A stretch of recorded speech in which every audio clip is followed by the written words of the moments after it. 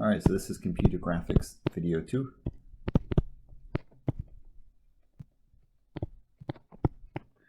So specifically, I'm going to focus here on translations. And just to remind us of what the overall goal is in this particular video, to find a way to make translations linear.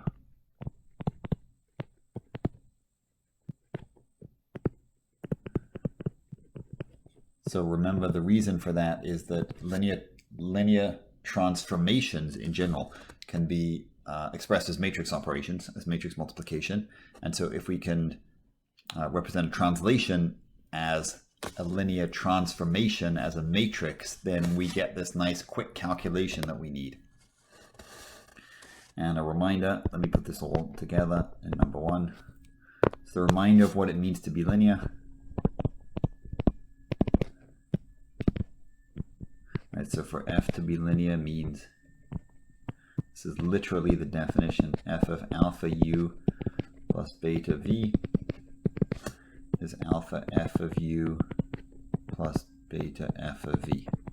Now, one useful fact that we're about to run into as a problem is that notice something about being linear. Right? If f is linear, look what happens when we take f of 0. So 0 you could rewrite, for example, as 0 plus 0. And then because it's linear, we can split that up. But then on both sides of this equation, we can subtract an f of 0.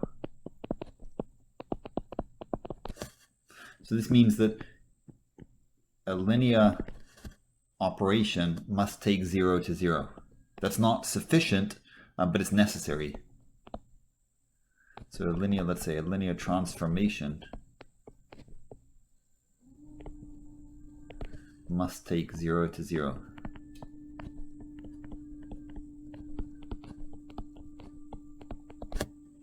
So, in light of that, let's encounter a problem.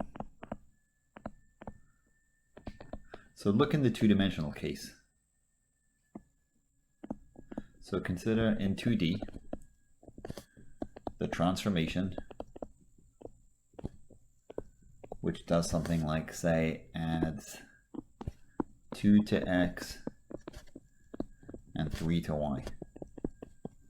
As this would say be something like f of xy is x plus 2, y plus 3. This is a translation. It's a shift, if you like.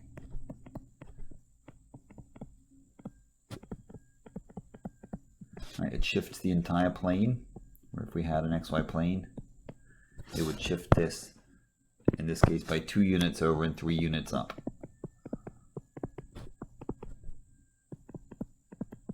We could think of it this way, if you like. So this is a problem, because it doesn't take 0 to 0. So we go, aha, there's a problem, because f of 0, 0 is 2, 3. Sorry, it's bad handwriting. Is 2, 3, which is not 0, 0. So in other words, translations are not linear.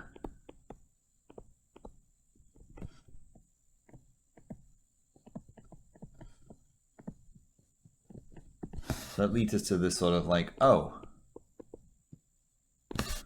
So what this means is it doesn't seem like we'll be able to get a matrix which does it. So perhaps we cannot find a matrix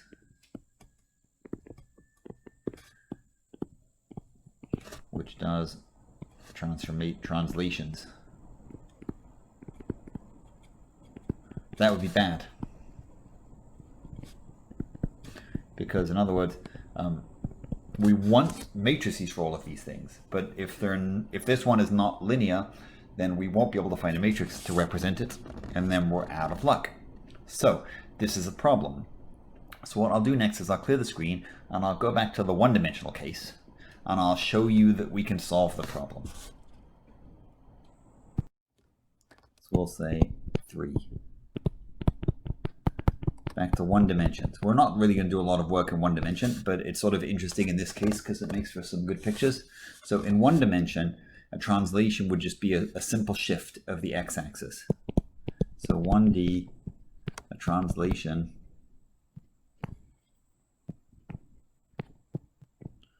would be, for example,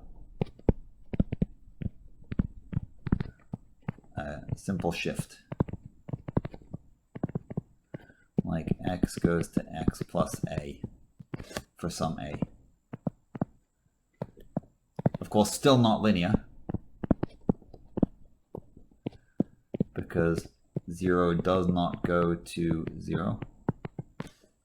But we can be sneaky.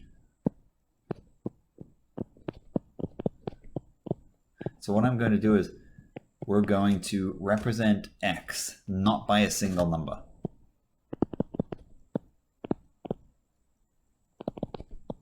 We'll represent x by the vector x1. Then let's make an observation. If I create this new matrix 1a 0 1 and I multiply it, and don't worry about where this matrix comes from, just observe what it does. If we do this, what we get is x plus a and 1. Which means if we represent matrices if we represent vectors, the x, the single x by a vector like this, then when we multiply by this new matrix, in other words, let me label some things. If this is how we represent x, then if we multiply by this guy, we get this result, which, if we're only looking at the first entries, does actually do a translation, right? The x is moved to x plus a. So, in other words, by representing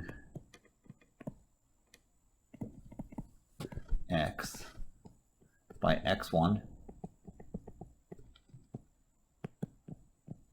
we can translate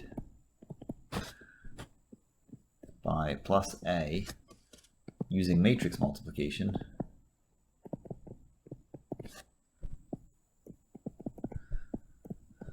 by the matrix 1a 0 1. And then all we do is when we get the result, we only look at the top entry. Right? Then the top entry of the result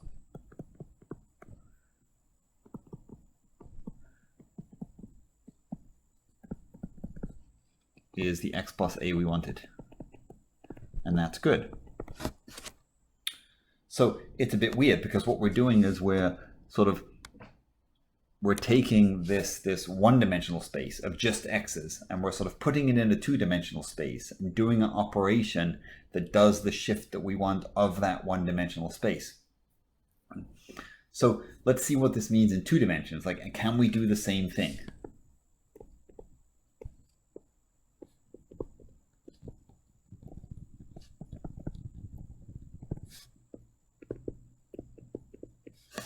And the answer is yes. In other words, when we're trying to deal in this situation on this page with 1 dimensions, we can add a 1 and find matrices that do the job. So what we'll do in the 2-dimensional case is we'll add a 1 and find a 3 by 3 matrix that does the job. So let me clear the screen off and show you how that works. So we'll say 4. Back to 2D. So this is the deal. Suppose we represent the point xy by the vector xy1. So then observe the following. If I take this matrix and we're just going to observe this matrix does something cool. If I multiply it, when we do this, we get x plus a in the first entry, We got y plus b in the second entry and 1. And at this point we realize it's doing the job, right? The top coordinates are a translation.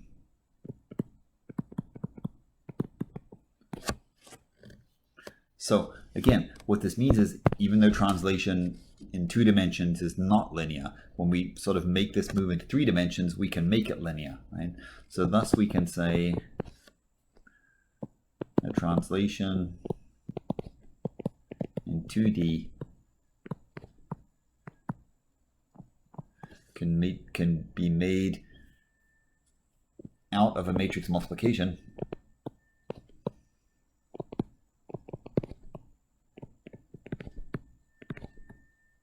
if we add this extra 1. So let's have a definition here. So we'll define, just so we have some notation, T of AB will be the matrix 1, 0, A, 0, 1, B, 0, 0, 1. This, let's say this matrix through multiplication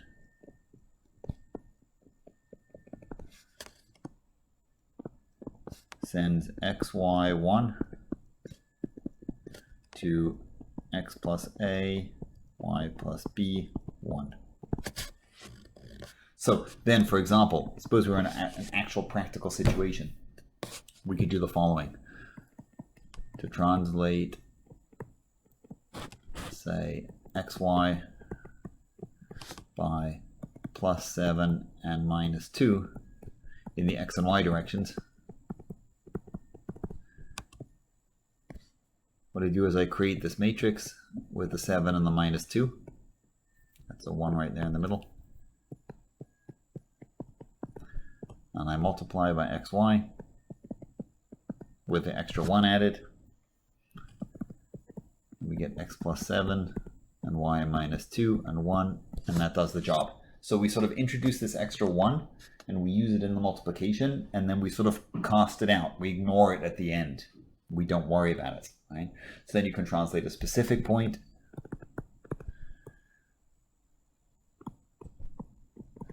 If you did something like 1, 0, 7, 0, 1, negative 2, 0, 0, 1.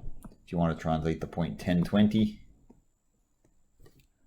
you stick a 1 at the end. We get 17 and we get 18. And we've done the job. So we can probably see what's about to happen here is then, can we go to 3D? So the answer is yes, we just need a new matrix. So let me clear the screen, write it down, and give you an example. So here's number 5 is onto, well, 2 words, onto 3D. So now a translation will be by an amount in the x direction, an amount in the y direction, and an amount in the z direction. So let's cut to the chase. To translate, we'll say the point xyz by a in the x direction, b in the y direction. These could be positive or negative, and c in the z direction. What we'll do is we'll define T of ABC. So the matrix we end up needing here has an ABC down that last column, ABC1.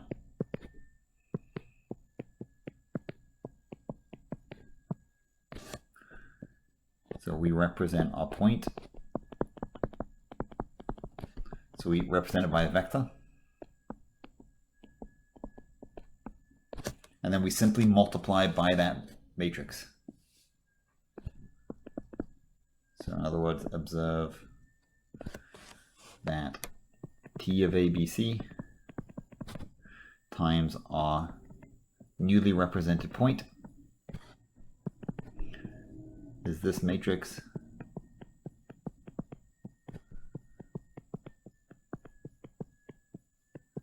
times xyz1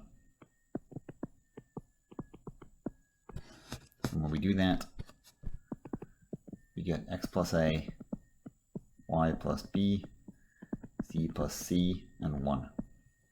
And everything is good.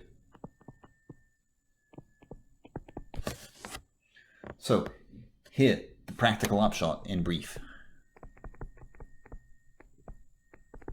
is that technically speaking, these operations are not linear, but to use a matrix multiplication,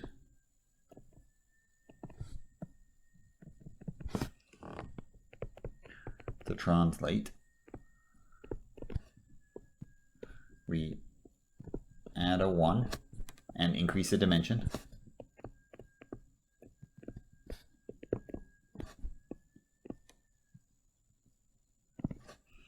Then use matrix multiplication.